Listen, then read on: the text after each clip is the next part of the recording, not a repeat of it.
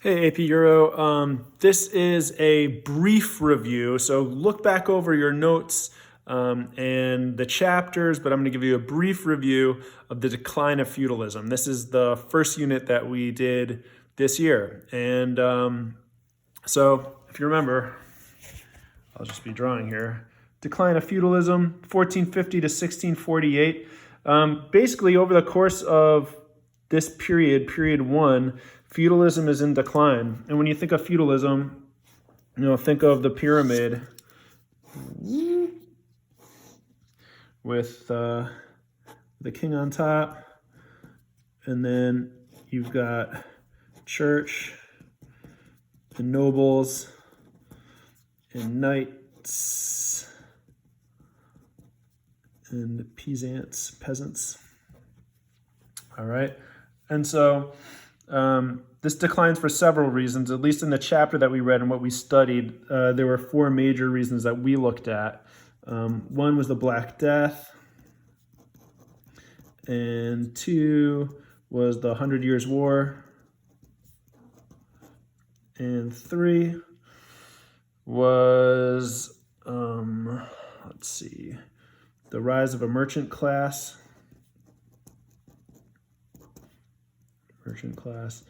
And then four was corruption in the church.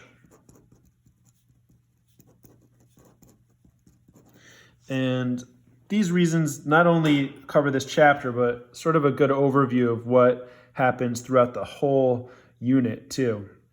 And so if you remember feudalism, it's an economic and a political system, right?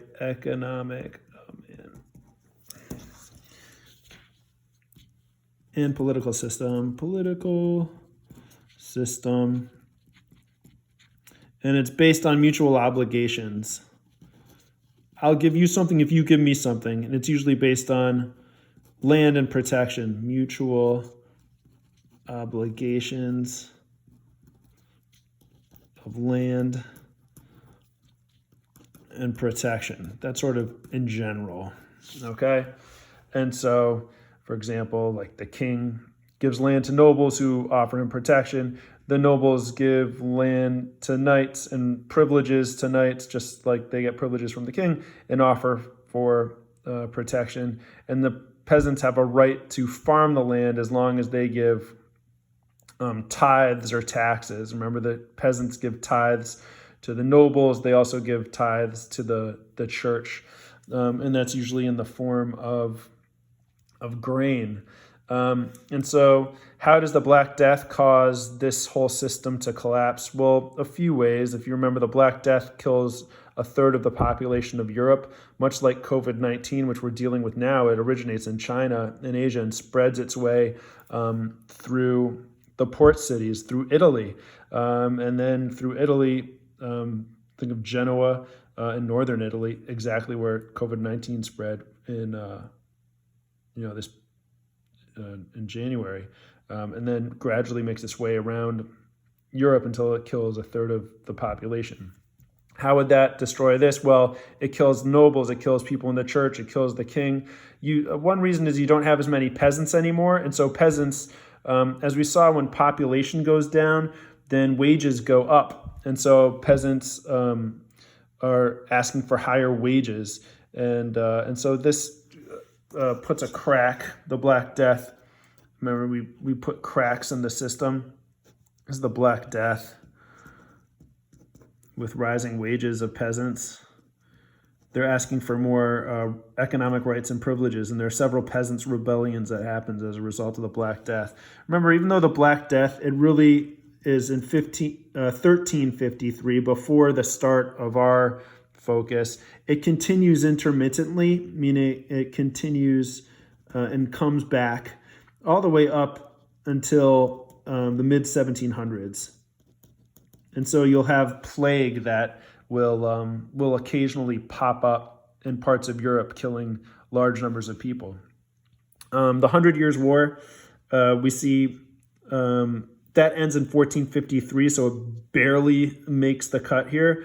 But what we see is a change in technology. Remember, with a longbow, it's the end of chivalry on the fields of Agincourt and Poitiers, those battles where kings were able to hire peasants who needed minimal training but had new technology and were able to defeat knights whose old way of fighting and old technology were no match for the new technology of 1450 of the longbow. And so as a result, there's a crack here. You no longer need knights to fight your battles.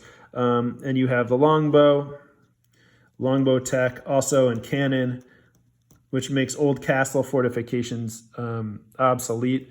And so instead of kings relying on nobles who rely on knights, a king can just go straight to peasants, or nobles can go straight to peasants to get the soldiers that they need. So you have this crack in the knights with new military tech.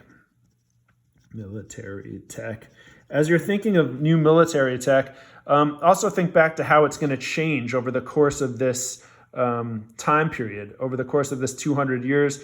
Remember, this is the 30 Years' War, the end of it in 1648, when you have Gustavus Adolphus, and think back to that, to the mobile cannon and to muskets. And that is going to be another technological advance, as well as using mercenary armies during that time. That changes to standing armies by the end of the 30 Years' War and through the 1700s, where you have trained soldiers. And so that's one way in which military tech shifts through this entire time, where the power of armies is more in the hands of kings, and there are no more knights, and nobles get less and less power the more that kings gain control over peasants. So that's sort of how the idea of military tech ends up causing declines in feudalism. All right, the rise of a merchant class. Why would the rise of a merchant class cause the decline of feudalism? Well, there are no merchants in feudalism, and so merchants become powerful. Merchants powerful. Oh man, that says powerful. I swear it does. It says merchants powerful. And where do they become powerful? It's not all over Europe. It's going to be in the Italian city-states, as well as in Northern Europe, which includes what's modern-day Germany, or the Germanic states, or the Northern Holy Roman Empire, HRE, as well as in the Low Countries, other words, the Netherlands.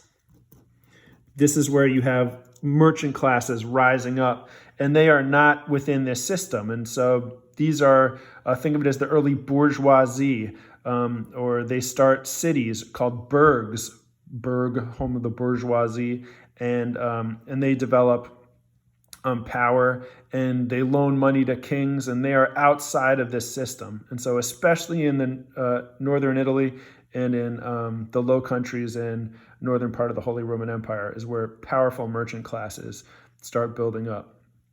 Okay, corruption in the church. Well, people are losing their faith in the church, and we see this throughout studying this period, right, with the Reformation especially. But we know the Reformation, and we'll talk about this later, it doesn't just come out of nowhere. It's not just Martin Luther. People have been criticizing the church for years. Think of Jan Hus, think of John Wycliffe, go back over those people. And what are some of the criticisms? That the scripture should be in the vernacular, right? The language of the people instead of the Latin Vulgate of the Bible. That there are too many worldly priests who have families who are breaking their vows of celibacy. You also have simony, or priests who buy positions in the church and take money but don't service the people. Also, during the Black Death, many priests died too, and that leads to a lack of priests as well. And so as the church becomes split, we'll see later that the nobles are going to be attracted to Luther and his ideas. And then even some kings are also the idea that the Pope is not the head of the church. And instead, like in England, for example, later in the Reformation, the King Henry VIII is going to make himself the head of the Anglican Church. And so the church is going to decline over the course of this 200-year period. And we can see it here in the corruption in 1450 that starts. Furthermore, the big technological advance besides the weapon Re is that of information, and that is going to be the printing press. And the printing press is going to allow for the dissemination of knowledge, the spreading out of knowledge. And so rather than being in the hands entirely of the church, there's going to be able to be, the same text is going to be able to be copied more rapidly and be available to many more people. Also, the rise of a merchant class is going to have a demand for people to be more educated in literacy and in mathematics. And this type of learning is going to be outside of the realm of the church. And so that further causes a break in the power of the church, a rise of the power of the merchants, and rises of the power of the king. And of course, this depends on where in Europe you are. So just like a quick overview, let's call this Spain. And next to Spain is France. And you've got Italy down here, but it's not Italy yet, right? It's the northern Italian city-states up there, including Venice, including Florence, including Milan and Genoa. All these city-states where wealthy merchants have control. And then over here, you've got England. And so then you've got the Low Countries. Let's call it Netherlands or Low Countries. And then all the way up here, this whole area is HRE, or the Holy Roman Empire, which is later going to be Germany there and Poland there and Austrian Empire there. Over here, you've got the Ottoman Empire. And Russia is very young at this time. It's called like Muscovy, so it hasn't really developed yet. So let's say Muscovy, soon to be Russia. And so in this area, remember, Spain isn't Spain in 1450. It's only in 1492. It goes from being Castile and Navarre up there, and Aragon, and the marriage of Ferdinand and Isabella brings them together. But you've got powerful kings here in France and England. You're going to have a powerful monarch in Spain. These are known as new monarchs. You're going to get powerful city-states up here and powerful merchants also up here and in the northern part of the Holy Roman Empire. But then you're going to have a persistence of feudalism in the eastern part of Europe. So while feudalism is being destroyed by powerful kings here, and here, and it's being undermined by merchants here and in here, in the Holy Roman Empire, you still have nobles who are keeping peasants in check. And even though the nobles will be revolting against the Holy Roman Emperor during the Reformation, they keep feudalism. It's just going to, instead of starting with a king, it's going to start with the nobles. And each noble in their territory is going to keep feudalism all the way through into the 1800s. Similarly in Russia, right, they have feudalism and serfs all the way until 1860.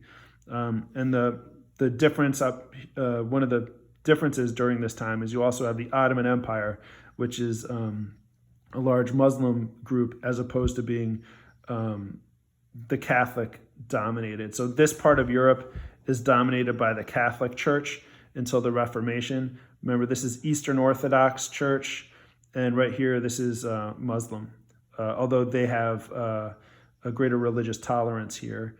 And we'll see that there's less religious tolerance in Spain, and there'll be less religious tolerance in France. Anyway, that's an overview of this period.